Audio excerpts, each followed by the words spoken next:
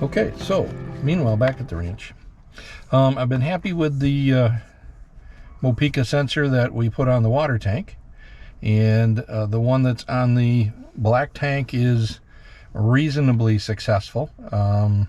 It's not supposed to work necessarily, but it has. So I just picked these up, and I'm going to put these now on my gray tank. So what comes in the package is the actual sensor itself. Comes in a Ziploc bag.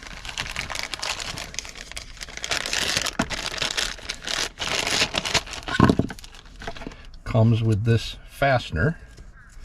This is actually a tube of some sort of primer that you have to crack so you can actually open it up, put the primer on, peel this off, stick it in place.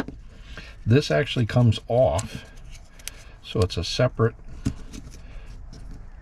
ring that snaps on in place over this. This is the black grease that goes in under here. So one of the first things you want to do when you do this is to set your sensor up with your phone. It's a whole lot easier to do it outside here where you can get at it, and you have to be able to use that sync button.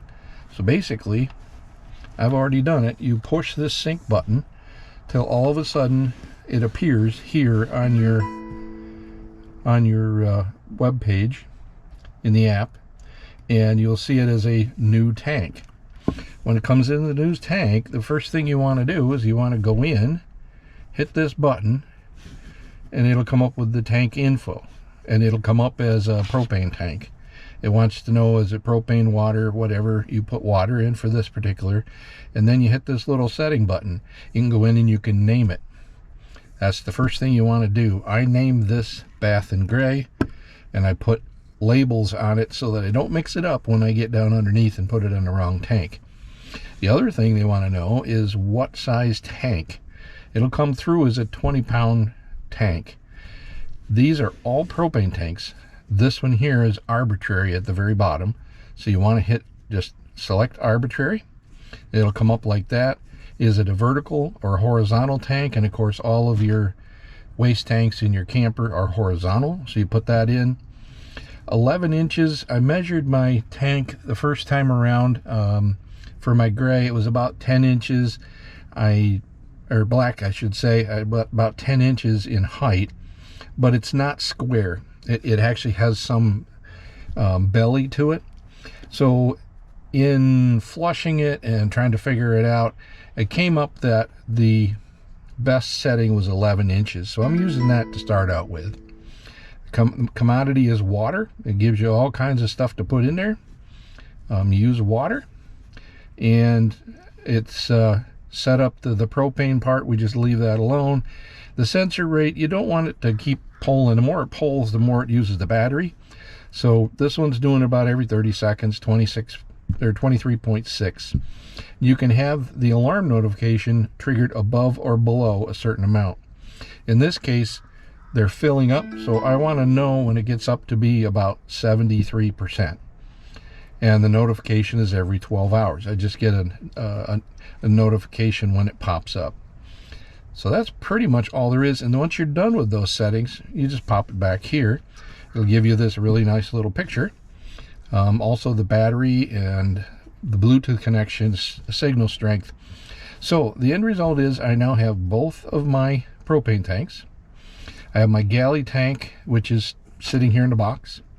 I have my fresh water tank, which is at 45%. I've been testing that out. It seems pretty good. We'll continue to test it, and you can go in and adjust this. If this does, say this runs out at 5% or something like that, I can go in and just change the height of the tank. In the water tank obviously is a different animal because it's not like the others. So in this case, 12 inches was my height. I played around with that by putting water in and actually measuring the amount of water. 12 inches seems to be a reasonable one. And in this case, I want to know when it gets down below a certain amount. So I put in 20%. So when it gets down to there, it's going to give me an alarm. So that's kind of the gist of it. They're fairly easy to set up. It just takes a little bit of thought. So I've got my bath gray, which is right here, my black tank, which is right now saying it's 33%, 45% on my water tank, and the galley level is 0, of course, as well. Now this one just read, so it's reading off of this sensor right here. So it's picking it up right off the metal below it. So it automatically popped up as a different reading. So that's kind of the basis of setting this all up. These things actually come off pretty easy. You can put a screwdriver right in there and it just pops it right off.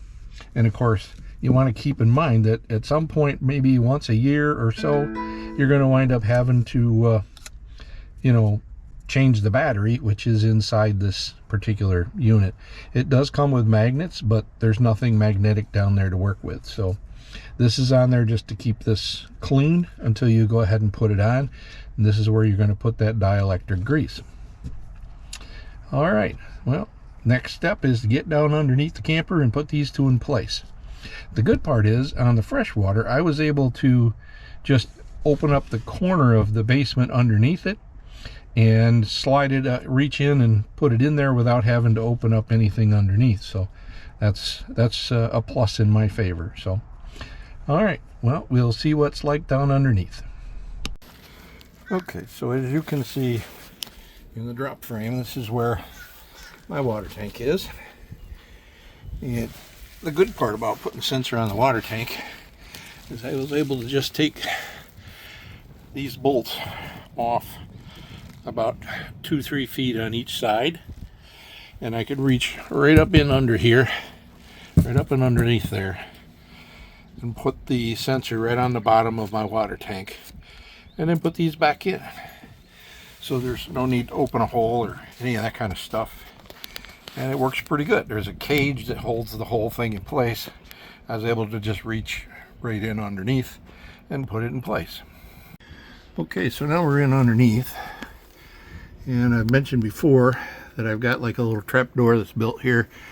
Some of the folks that have done work on this have been very gracious to put holes in my underside. So what I've done is I've actually made this. I'll just put one patch, one stripe right along through there, and it covers up the seam very nicely and makes it so I can easily get in and access the valves and my tanks. So let me finish taking some of this tape off and I'll show you where I'm going to go here. There, so now you can see I have very short Phillips head screws that just join everything together, and there's a plastic piece that I've joined all the way around, which I'll show you in a minute. Just makes it easy, and the good part of it is I'm going to have to get under here if the batteries ever go down on these things anyway. It's supposed to last a year or so. The ones on my propane tanks have lasted probably more like 2 years. So I'm going to be putting it back in a little ways. But I don't want to put it on this, because this is actually the heater. So the area I'm going to go for is probably right in this area right here.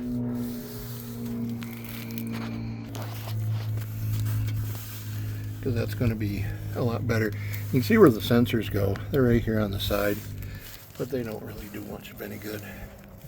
So right up in here. The biggest thing I've got to do is work around this brake line. This is actually one of the hydraulic brake lines for the brakes. So basically I have to find a nice spot right there. There's some lettering here, so I'm going to miss that. Go just past it, and that'll should work out pretty well. It's nice and clean there. Back in here, so that's where I'm going to put it. Okay, so you can see a little better. This is where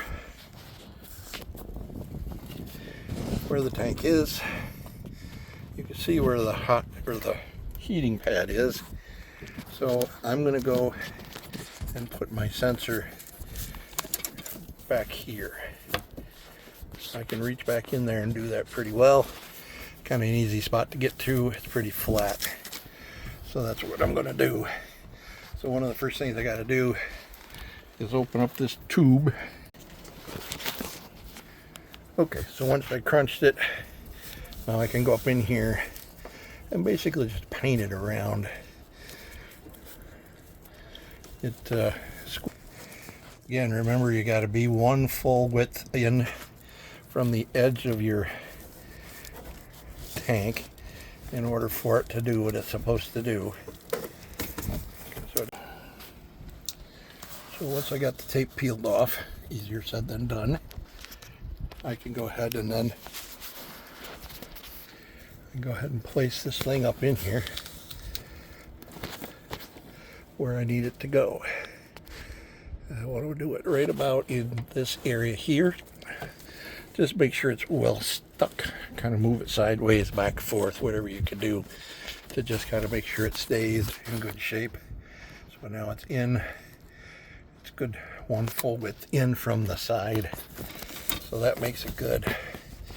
I mean, part of this is, as you can see, that the tank has some. So now that that's done, I can go back. So once that's done, I can go back. Once it's in place, you can take this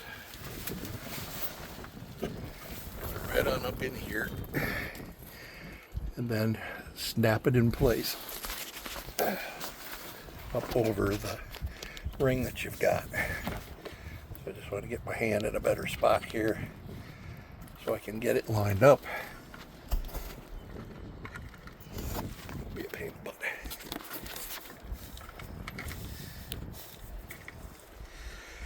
Biggest thing is you just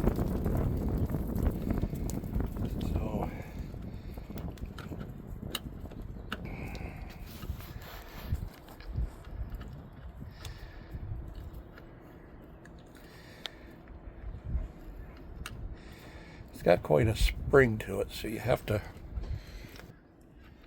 I think I got it pretty well lined up. Let's see what we got there.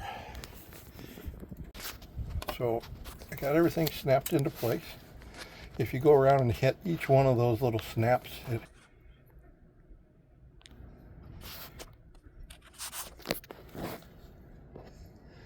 so those little snaps just pop in place. Okay, so let's get I got my trap door, so I have to open my trap door up, move it out of the way, and there is my tank right there so I can get to it. There's also my barker valve, in case anybody hasn't seen that video. It's a pretty handy thing. Comes right out of this end, opens and closes just like it's was on there from the beginning. This that connection right there uses the original valve and just opens and closes it. So for me, what I'm going to do is put my sensor right here. It's a good spot, nice wide open. I can get to it. Alright, so here's my ring. I have to make it at least one width in. I'm going to put it right about here.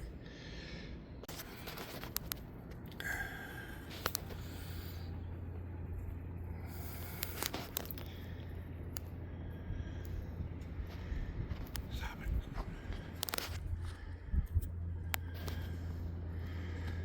it.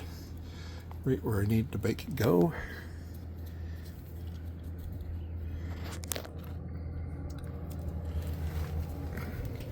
Try to place it right about in here. And then what ends up happening, you peel that little gizmo off. You have to put your dielectric grease on the back of your sensor. And then this thing here slides right into place. The dielectric grease actually holds it in place for you.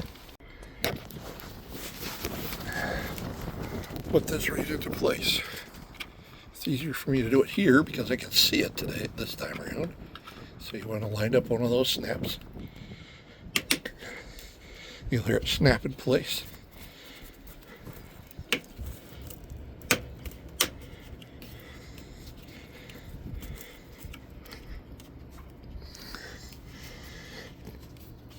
And there we go. It's snapped in place. Sensor is now installed. And it should be connecting up to the phone as we speak. Okay, so now it's time to take a look at the fruits of my labor. So when you look in here, my bath tank is now 62%. My black tank is at 34, freshwater is 45, and the galley tank is 43. So what we'll do is we'll go through and we'll see as these fill up, are they getting to 100% too early or too late? When they go to 0, are they actually reading 0? And then you can fine tune it by changing the height of the tank to make it come out closer to what you think it's supposed to be. So that gives you a pretty good idea of what this looks like. And the nice part is it's all right here on my phone, where I can look at it pretty much anytime I want to and know exactly where my tanks are, which is something I've not been able to do since we bought this thing, because the Idealites do not work. I'm sure you're all aware of that. So I hope you enjoy this video and my little project, and let's see if we can get some more sensors out there and help make the world a little easier to survive. Thanks, and have a good day. Thanks for watching.